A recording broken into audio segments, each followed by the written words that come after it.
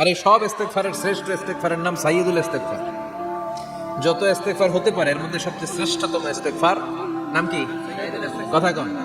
বুখারীর বর্ণনা, শাদ্দাদ ইবনে আউস রাদিয়াল্লাহু তাআলা আনহু বর্ণনা করেন, এই সাইয়্যিদুল ইস্তেগফার দিনের বেলা যে পড়বে ওই দিনে মারা গেলে সে জান্নাতি।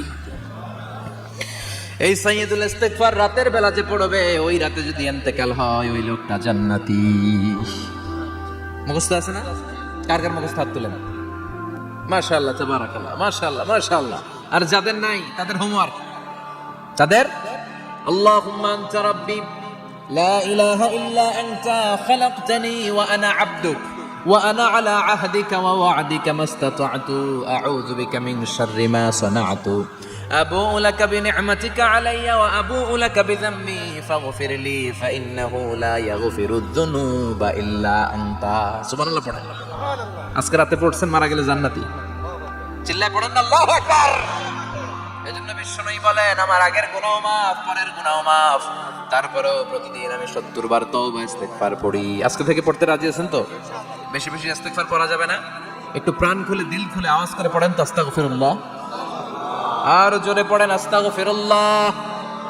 আবার সবাই পড়েন আস্তাগফিরুল্লাহ।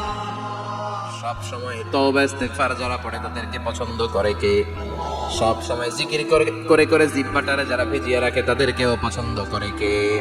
আল্লাহ বলেন, ওয়াজকুর রাব্বাকা ফি নাফসিকা তাদাররুআন ওয়া খীফাতান ওয়া দুনাল জাহরি মিনাল কওলি বিল গুদুবি ওয়াল আসাল ওয়া লা তাকুম মিনাল গাফিলিন। সুবহানাল্লাহ পড়েন।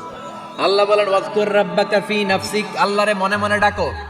তাদাররুআন ওয়া খীফা, আল্লাহর জিকির করতে আল্লাহ বলেছেন ফি নাফসিক। বুঝতেছেন না অর্থ?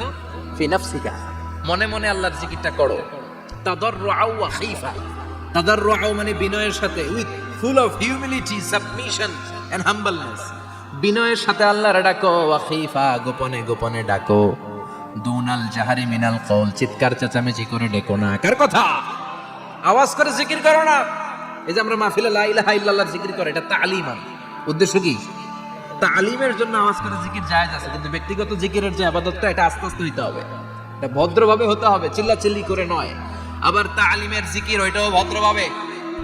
ইন্নাল্লাহা জামিল ইউহিব্বুল জামাল, আমার আল্লাহ সুন্দর, আমার আল্লাহর জিকিরের মধ্যেও সৌন্দর্য আছে না নাই? কিন্তু